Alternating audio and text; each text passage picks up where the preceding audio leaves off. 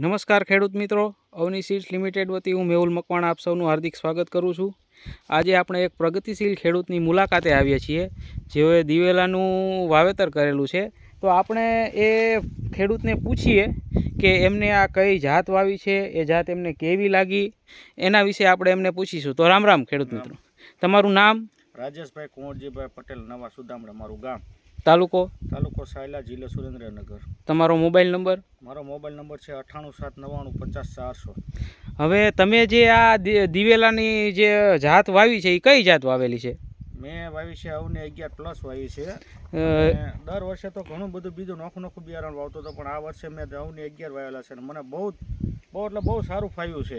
હા, તમે જે આ રિસર્ચ હાઇબ્રિડ દિવેલા અવની 11+નું વાવેતર કર્યું છે, તો એમાં જે તમે પેલા બીજી જાતો વાવતા હતા એની કરતાં આની માળમાં કંઈ ફેરફાર કે એવું કંઈ છે? તો જાજો ફેરફાર છે, ડિફરન્સ ઘણી માળો છે, ઘણી ફૂટ છે, જીવાતમાં ઘણો લાભ છે, જીવાતનો ઘણો ફેરફાર છે। બીજામાં તો મેં રાઉન્ડ 5-6 કર્યા, આમાં હજી 2 રાઉન્ડ જ કર્યા છે। અચ્છા, પછી આની ફૂટની સંખ્યા બીજી વેરાયટી કરતાં કેવી છે? સારી છે, બહુ જ સારી છે।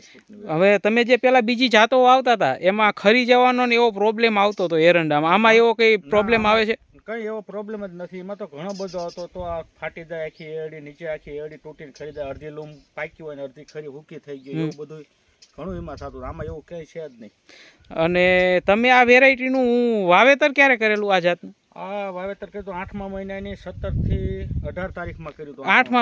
17-18 ઓગસ્ટની આજુબાજુ તમે આનું વાવેતર કરેલું। તો આ જે છે અવનીની રિસર્ચ હાઇબ્રિડ દિવેલા અવની 11+, હવે આજુબાજુના ખેડૂતો જે છે બીજી વેરાયટી વાવતા હોય તો તમે એમને ભલામણ કરી શકો કે અવની 11+? 100% ભલામણ કરી છે કે આવું બિયારણ છે, સારું છે, આની સારાની ભલામણ કરવામાં શું વાંધો? અને બીજું અમુક વેરાયટીઓમાં જે છે ઓલો પીળા ફૂલ થઈને મમરી વધારે થઈ જતી હોય છે, એવું આમાં આ વેરાયટીમાં તમને ક્યાંય દેખાય છે? કોઈ નોર્મલ કોક છોડવે ભાગ્ય જોવા મળે, બાકી છે જ નહીં, એ તો કહેવાય જ નહીં, છે જ નહીં। બાકી બીજી બધામાં તો ઘણી બધી એવું પીળાશ દેખાય છે, અને અડધી લૂમ જ હોય છે, અડધી ખાલી લૂમ હોય। પછી અમુક વેરાયટીઓમાં સુકારાનો પ્રોબ્લેમ હોય છે, આખા ફિલ્ડમાં તમને ક્યાંય સુકારાનો જે જોવા મળે છે? એક છોડવો નથી સુકાણેલો। તો મિત્રો, આ જે છે આપણે ખેડૂતની રૂબરૂ મુલાકાત લીધી છે, તો એમના જે અભિપ્રાયો છે અવની 11+ વિશેના એ આપણે જાણ્યા। તો અવની સીડ્સ લિમિટેડ વતી હું મેહુલ મકવાણા આ બધાને ભલામણ કરું છું કે સર્વે ખેડૂત મિત્રોને જે એરંડાની ખેતી કરે છે કે તમે પણ અવની 11+ એરંડાનું વાવેતર કરો,